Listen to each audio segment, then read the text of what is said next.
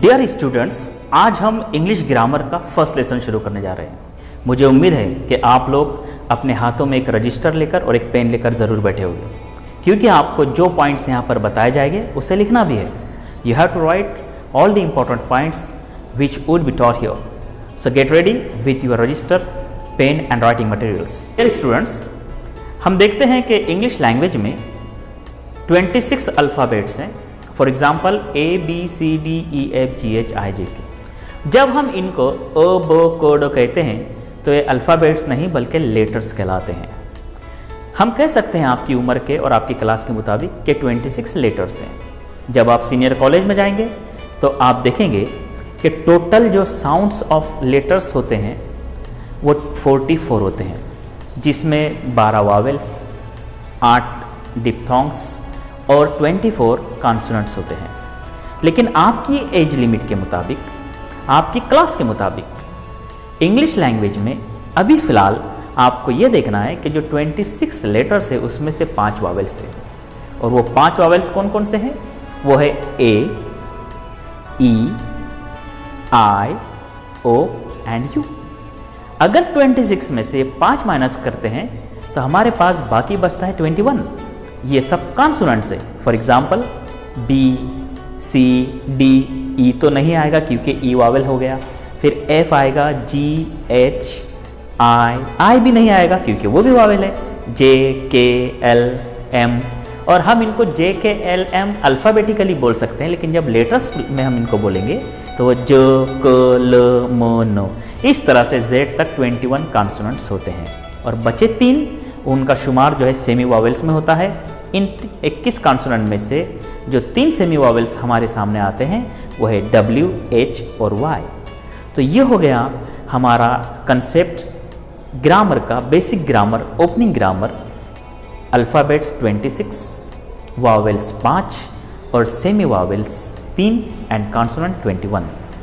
सो dear students, अब ये जो हमने देखा है कि जो लेटर्स हमने अभी तक देखे हैं, ये जब लेटर्स आपस में मिलते हैं, फॉर एग्जांपल एक लेटर्स हमने लिया B, दूसरा लेटर लिया A और तीसरा लेटर लिया हमने T। ये B, A, T ये तीनों लेटर्स मिलकर बन गया बैट। इसी तरह से और एक 4 या 5 लेटर्स हम लेंगे T, I, G, E, R। ये लेटर्स मिलकर बन गया टाइगर। यानी इससे ये साबित होता है कि लेटर्स जब आपस में मिलते हैं तो वो वर्ड्स कहलाते हैं, उससे लफ्ज़ बनता है। लेकिन हर मिलने वाला लेटर लफ्ज़ नहीं बनाता। For example Y, O, B।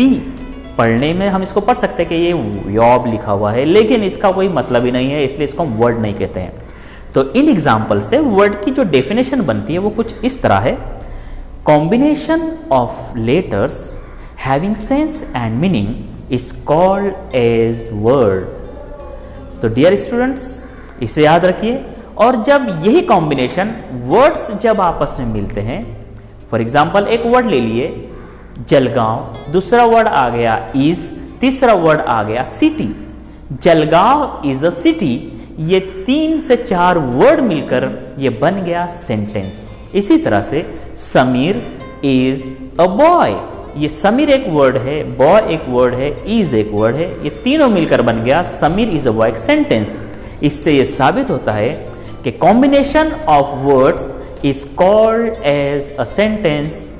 यानी वर्ड्स जब मिलते हैं तो सेंटेंस बनता है, लेकिन इसके लिए भी ज़रूरी है कि sentence should have sense and meaning.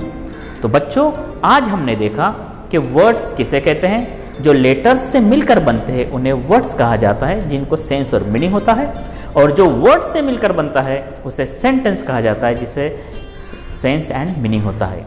Next video में हम देखेंगे लेसन नंबर 2। तब तक के लिए आज जो सिखाया गया है उसको रजिस्टर में नोट डाउन कीजिए और चैनल को सब्सक्राइब कीजिए और बेल आइकन प्रेस कीजिए ताकि आने वाली वीडियो की नोटिफिकेशन आपको वक्त पर मिल सके। Till then, wish you all the best. Thank you very much.